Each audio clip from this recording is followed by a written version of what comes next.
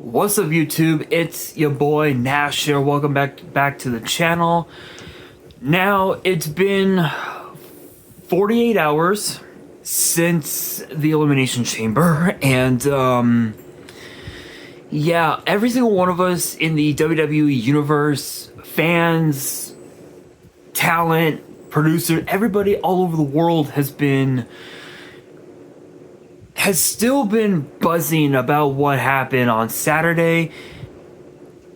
And no, I'm not just talking about Jade Cargill returning to WWE, thinking that she was gonna, making us believe that Liv was the target, but in reality, Naomi was the target of the attacks. And not just the fact that Bianca Belair, even in spite of what happened, she was still able to win the Women's Elimination Chamber. But also, and also not just the fact that Kevin Owens almost damn near killed Sami Zayn, but we also saw the return of Randy Orton, but that wasn't even the crazy part. The crazy part was at the very, very end of the show. John Cena, of all the damn things that he could have done, literally sold his fucking soul to The Rock. Literally, The Rock, of all people, and attacked Cody Rhodes. And we saw Travis Scott and The Rock help John Cena. Even literally amidst John Cena winning the Elimination Chamber, thanks in part to Seth Rollins hitting CM Punk with the stomp. So now the question becomes this: what is next? What's the fallout? For this week's episode of WWE's Biggest Issue, that is exactly what we are going to be talking about for this week, is the fallout from the Elimination Chamber, and the question of why Cena, why. So we are going to kick off this episode by discussing the Women's Elimination Chamber that featured, if I can, and I actually have my little book here, that featured Liv Morgan, the aforementioned winner Bianca Belair, Alexa Bliss, Bayley, Naomi, and Roxanne Perez. Here's the thing: there were so many stories with that, right? There were so many stories involving all 6 of these women. Obviously, Bianca, Bayley, having their bullshit, when Bayley was a part of Damage Control. Bayley and Alexa Bliss, their rivalry over the Raw and the SmackDown women's titles is just so much. We also found out as well that even though Roxanne Perez had been seen on Raw and on SmackDown over the last month or so, we found out apparently what was it? Fightful or Sportskeeda? It was one or the other, but someone reported, there were reports saying that Roxanne Perez is not a part of the main roster and that she is still with NXT, and apparently rumor has it that she will remain with NXT until after WrestleMania when it's in Vegas. So there's that. We saw, so obviously, as I mentioned on Saturday, Bianca Belair, Alexa Bliss, Bayley, and Roxanne Perez were all in the pods, and we saw Naomi and Liv Morgan start the match. Jade Cargill comes in and beats the holy hell out of Naomi, which literally forced Naomi to be medically disqualified from competing inside the chamber. And even with that, Bianca was still able to win. So now the question becomes this, right? What's next for all 6 women? Well, as far as Liv Morgan goes, excuse me. As far as Liv Morgan is concerned, the only her main focus now is on the women's tag team titles, and potentially defending them at WrestleMania in a multi-team matchup, which is very possible. In fact, the only time that the women's tag team titles were ever defended at WrestleMania in a traditional tag team match was, I believe, WrestleMania 36, when it was inside the Performance Center during the pandemic, and then the very next year on WrestleMania Sunday, where I believe it was Nia Jax and Shayna Baszler against Tamina and Natalya, I believe, and that was it. Every other time the tag team titles had ever been a part of WrestleMania, they had not been defended whatsoever. So it proves that there hasn't been a whole lot of value into the women's tag team titles. But I feel like maybe Liv and Raquel could potentially bring those titles back up to their former glory. Only time will tell. But there's that. She could also as well, because that tonight on Raw, Rhea will be defending her women's world title against Io Sky. We could potentially see Liv get involved in that matchup, and come WrestleMania, we end up seeing a fatal 4-way between Liv Morgan, Bianca Belair, Io Sky, and Rhea Ripley, which I'm assuming that's probably gonna be the ultimate end game in terms of, as far as the women's world title goes. That's possible. That is very possible. Bianca Belair, obviously she punched her ticket to WrestleMania, so there's really nothing going on with her post Chamber. Alexa Bliss, I mean, there's really no telling what will be next for the goddess.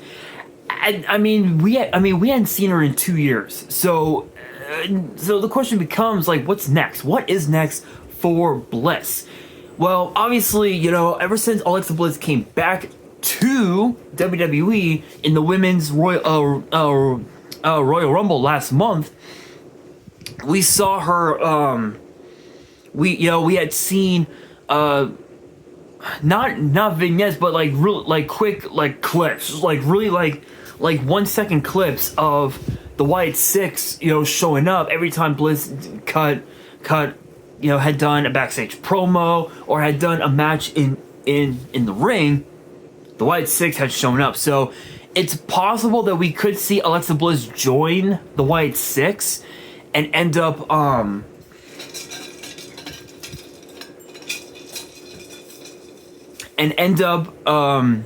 reuniting with Nikki Cross to go after the women's tag team titles, which is very possible. But given the fact that Alexa Bliss has only been back for less than a little over a month now, there's really no telling what could happen, what could be next for her. But I think Championship Gold is definitely in her crosshairs, and who knows, maybe she might go after the women's United States title currently being held by Chelsea Green, or it could be Michin. Who knows? Who knows? Only time will tell. But as far as Bayley goes, I think definitely the U.S. title is definitely in her crosshairs. Naomi, I have no idea. Obviously both Bianca and Naomi and even also Bayley, they all want answers to why Jade Cargill did what she did. I don't know. I mean, maybe it was Naomi that attacked Jade back in October. What was October or November? Maybe it was her. Who knows? But the case ended up growing cold for weeks until Nick Aldis brought up footage from that night, from the night of the attacks, and we saw Liv and Raquel. So it's like who do we believe? Was it really Liv and Raquel, or was it Naomi? Or maybe it could have been someone else. No one knows. But I know for a fact that Bianca, Bayley, and Naomi, they all want answers, because both Bayley and Bianca, they're really good friends with Naomi. Bayley's known Naomi for years, as has Bianca Belair. So it's hard to imagine the emotions that's going through their minds right now with what happened on Saturday. But as far as Roxanne Perez goes, you know damn well she wants to become a record-setting and history-making 3-time NXT Women's Champion. Obviously, yes, that is in her crosshairs, but here's the thing, right? I feel like she's already done everything that she's wanted to do in NXT. Women's Breakout Tournament winner, the first ever winner. The first Women's Iron Survivor winner. NXT Women's Champion. NXT Women's Tag Team Champion. Competed in three Royal Rumble matches back to back. She just competed in the women's Elimination Chamber. She competed in ladder matches at Stand and Deliver, steel cage matches. She's done everything in just a short amount of time at only 23 years of age, which is incredible. So I feel like now would be the perfect time for her to make that jump to the main roster full time, and potentially, maybe we might see her on Raw. Maybe we might see her on SmackDown. No one knows. But there have been a lot of rumors that the draft will be coming up. Whoop. Sorry guys, dropped my book. Okay, I thought my tripod had moved a couple inches. Anyway, supposedly within about a couple weeks or so after WrestleMania, the draft will be showing up, and apparently everybody will be eligible, with the exception of the champions. So all the champions will remain where they are on Raw and SmackDown, respectively. Everyone else will indeed be eligible, including the women's tag team champions, Liv and Raquel. So if Liv and Raquel do end up getting drafted over to SmackDown, and the rest of the Judgment Day end up on Raw, it's literally the end of the Judgment Day as we know it. At least in my opinion anyway. So I mean that's basically the fallout, right? That's pretty much what we can expect out of these 6 women coming out of the Elimination Chamber. And then as far as the tag match that featured Tiffany Stratton and Trish Stratus against Nia and Candice LeRae. As far as Tiffany's concerned, she's done with Jackson and LeRae. Her main focus now is Charlotte Flair and WrestleMania. Trish Stratus, I mean, there's no telling what when we'll see her again. I mean, we've seen her, we saw her a few times within the last month.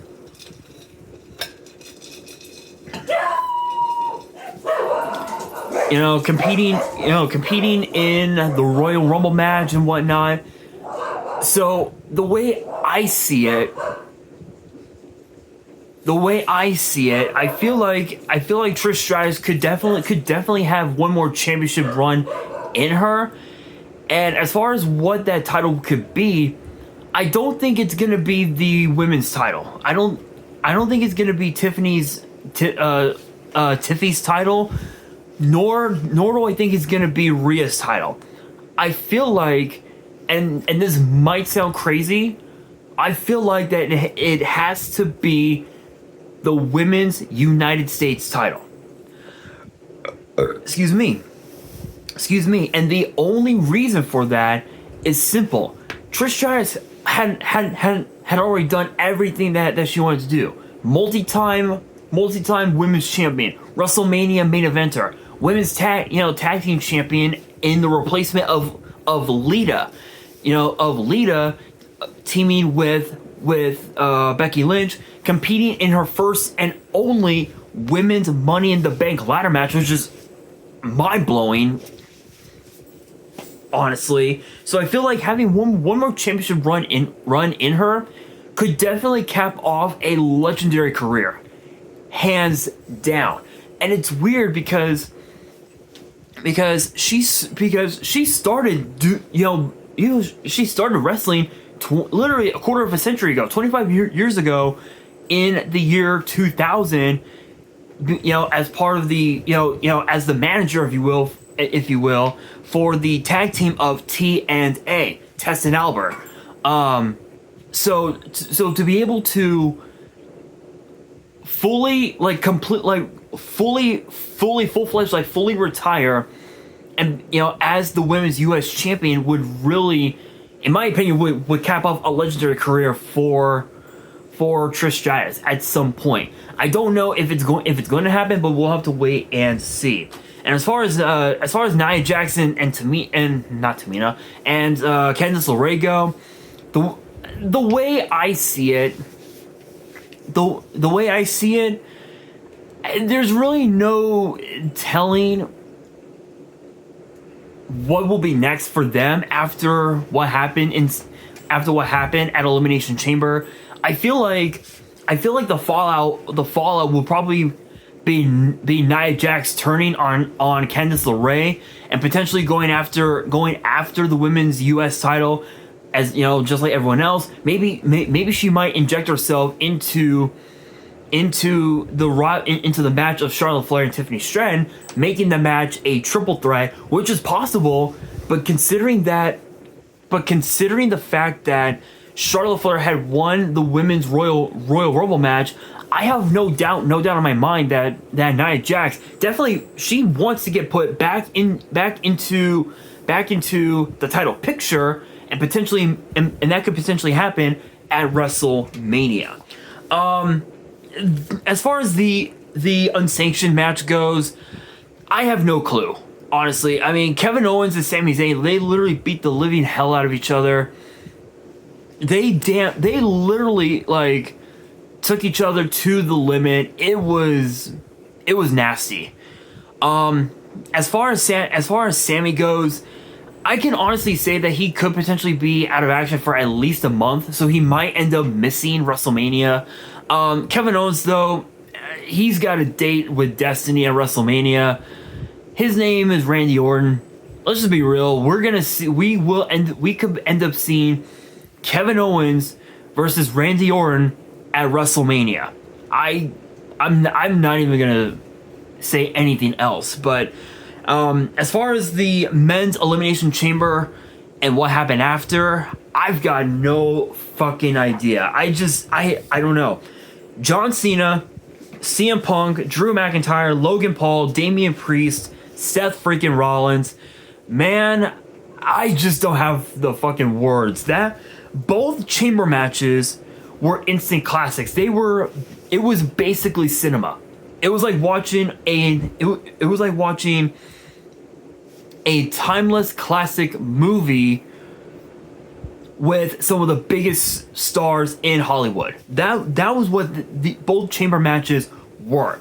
So as far as Seth Rollins goes, obviously yes, because that he cost CM Punk the victory inside the chamber, because he vowed it did not matter what it took. He vowed to ensure that CM Punk would not main event WrestleMania. And funny thing, Punk even admitted on a podcast or something that he admits that yes, it's been a dream of his, but it's not that big of a deal. So obviously we won't be seeing Punk main event WrestleMania this year.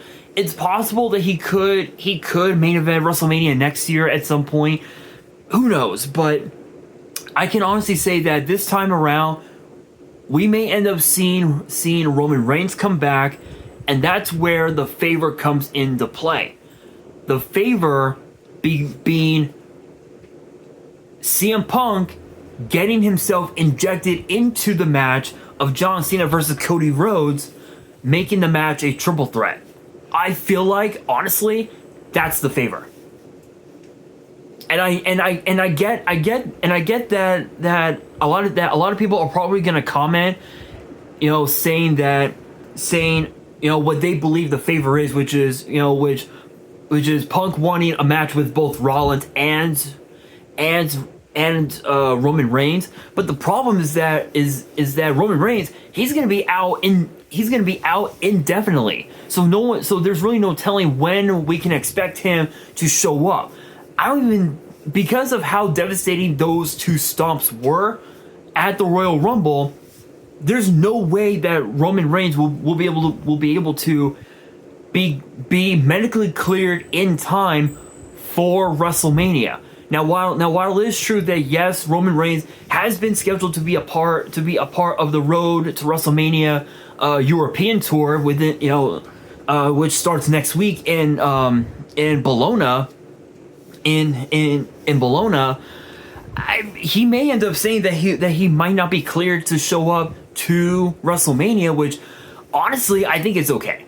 I think it's okay to not see Roman Reigns compete at WrestleMania, and the reason why I say that is because Roman Reigns has already done everything that he wanted to do. He said he would become a tag team champion. He did that. He said he would win the Royal Rumble. He did that. WWE champion. He did that. Four times already? 4 times. Universal champion. He did that twice. US champion. Done that. Intercontinental champion. Been there, done that. He's competed in Money in the Bank ladder matches. He's won the Elimination Chamber. He defeated The Undertaker at WrestleMania. He's done all these things that he set out to do. Now, the question is, what's next? Honestly, I really don't think there's anything left for Roman to do. Like, the only thing that I could see him potentially doing is winning the World Heavyweight title, which is a staple, which has become a staple to Monday Night Raw. But I don't see that happening. As crazy as it sounds, and I get that some people might comment saying that I don't know what I'm talking about, but I believe that the favor is not going to be a triple threat involving CM Punk, Seth Rollins, and Roman Reigns. I feel like the favor from CM Punk to Paul Heyman is going to be Cody Rhodes versus John Cena versus CM Punk. And because of that, because that could end up being the favor, I believe as far as the remaining 4 other guys go, Logan Paul and Seth Rollins, Damian Priest, and Drew McIntyre, we may end up seeing Damian Priest versus Drew McIntyre. Logan Paul could end up in the shuffle of the Intercontinental title. And then Rollins, I mean, who knows? I mean, maybe we might see Rollins and Roman compete at WrestleMania, but it just depends on what Roman will have to say when SmackDown moves to Bologna next week. Not this upcoming Friday, but I believe it's supposed to be next week, which is going to be very interesting. Honestly, this European tour is going to be very interesting, especially given the fact that given the fact that WWE announced that they were going to produce Raw on Netflix internationally live, no matter what. So if they were to do a show in Jeddah or in Riyadh, they're gonna go live, no matter what. So who knows? Who knows? At this point, it's really hard to say. it's hard to say what we can expect out of this whole thing. But as far as John Cena turning on Cody Rhodes and selling his soul to The Rock, it's a matter of why Cena? Why did he do what he did? And honestly, I don't think it's the money. As crazy as it sounds, and I want you guys to hear me out on this. I feel like as if it has nothing to do with the money or The Rock. I feel like John Cena did what he did because of one thing. It's the fact that he doesn't have much time left in WWE, in professional wrestling, and he wants to make the best of his opportunities. We found out that John Cena had went back to Africa to finish up filming, and once he's done with that, he's gonna be a part of the second half of the European tour leading into WrestleMania, and I know full well that Cody Rhodes is gonna have a lot to say in the coming weeks. Maybe we might see him tonight on Raw. Who knows? But I think because that he doesn't have a whole lot of time left, I feel like that was the moment that John Cena knew, I need to do something. I need to do something, and I need to ensure the future. So I feel like I feel like that was the reason. I feel like he did that to ensure that Cody Rhodes brought his A game heading into WrestleMania, and honestly, I'm all for it. As crazy as it sounds, trust me, I am just as upset as you guys are of John Cena turning heel. I'm just as shocked as you guys are, but I have a feeling that we may end up finally seeing the new music and the new ring gear that John Cena could potentially bring heading into WrestleMania. It's very possible, but we will have to wait and see. But I don't know. I don't know. Obviously, yes, John Cena will be explaining himself when he does show up. But after that, I don't know. I think Cody is gonna have a lot to say, especially after what happened at Elimination Chamber. Only time will tell. And I feel like with this, they could have done it before the men's Elimination Chamber, which would have been a lot more interesting. But it is what it is. I think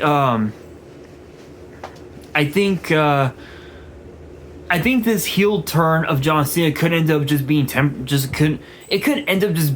being like similar to Cody's rivalry with Brock Lesnar the night after WrestleMania 39, where it's only gonna last a short while. Brock ends up turning babyface again. I think that's what's gonna end up happening. So if that is the case, be prepared, you guys. Be prepared. But with that being said, that will do it for this week's episode of WWE's Biggest Issue. Hopefully you guys enjoyed. If you did, make sure you guys smash that thumbs up button. If you guys are new to the channel and you guys want more episodes of WWE's Biggest Issue in the future, then make sure you guys subscribe to the channel, turn on the notification bell, and as always, make sure you guys are following me on all of my social media. All of my ads will be in the description below, as will the info to my fan mail. It will also be in the description as well. And on that, this is your boy Nash, signing out.